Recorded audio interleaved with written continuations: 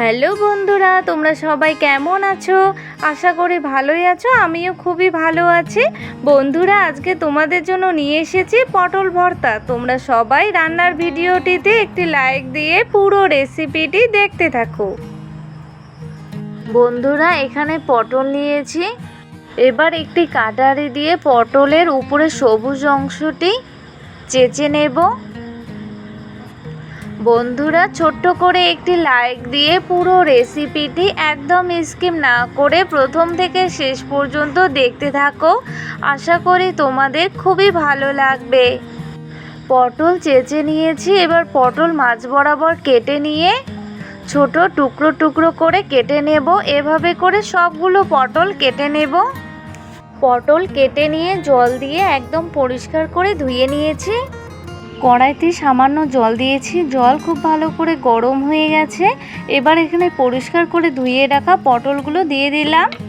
পটলের মধ্যে সামান্য একটু লবণ দিয়ে দিলাম। এবার সব কিছু নেড়ে নিয়ে পটল খুব ভালো করে সেদ্ধ করে নেব।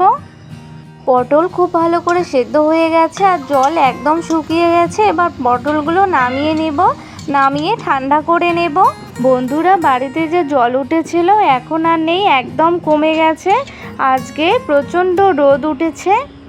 পটলগুলো ঠান্ডা করে নিয়েছি। এবার এখানে একটি মিক্সিং জার নিয়েছি। এই জারের মধ্যে সেদ্ধ করা পটলগুলো দিয়ে দেব।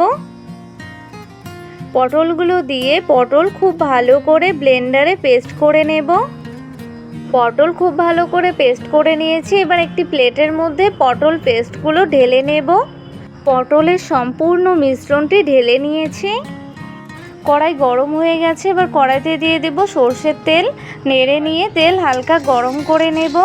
এবার তেলের মধ্যে দিয়ে দেব একটি বড় সাইজের পেঁয়াজ কুচি আর দিয়ে দেব 5-6টার মতো চেরা কাঁচা লঙ্কা আর লাল লঙ্কা। এবার পেঁয়াজ আর লঙ্কাগুলো খুব ভালো করে নেড়ে নেব। এবার এখানে দিয়ে দেব 1/2 চা চামচে একটু কম কালো জিরে। এবার নেড়ে নিয়ে পেঁয়াজ লঙ্কা আর কালো জিরে ভেজে নেব। পেঁয়াজ লঙ্কা কালো জিরে ভেজে নেওয়া হয়ে গেছে। এবার এখানে পটলের মিশ্রণটি দিয়ে দেব। এবার সব কিছু খুব ভালো করে নেড়ে নেব। আমি যে বিষয়ে ভিডিও করি শুধু সেই বিষয়ে ভিডিওতে কমেন্ট করবে।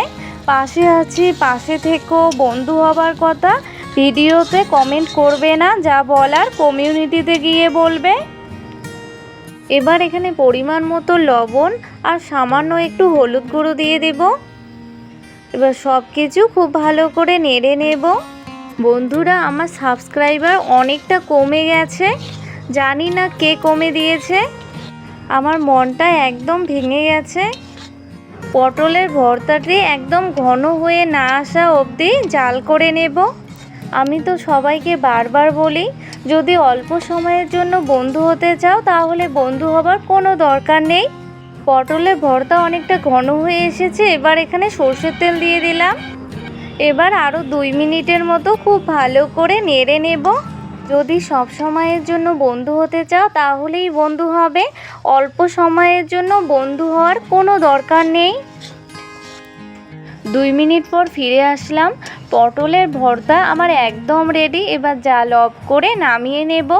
বন্ধুরা, আমার এই পটলের ভর্তার রেসিপিটি তোমাদের কেমন লাগলো অবশ্যই কমেন্টে জানাতে ভুলবে না।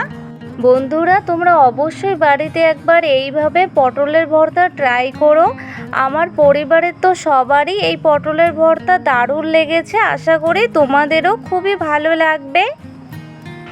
বন্ধুরা, আমার রান্নার ভিডিওগুলি দেখে তোমাদের যদি ভালো লেগে থাকে তাহলে রান্নার ভিডিওগুলিতে লাইক, কমেন্ট এবং শেয়ার করবে এবং অবশ্যই চ্যানেলটিকে সাবস্ক্রাইব করবে। পরবর্তী রান্নার ভিডিওর নোটিফিকেশন পেতে বেল আইকনটি অবশ্যই ক্লিক করবে। বাই বন্ধুরা।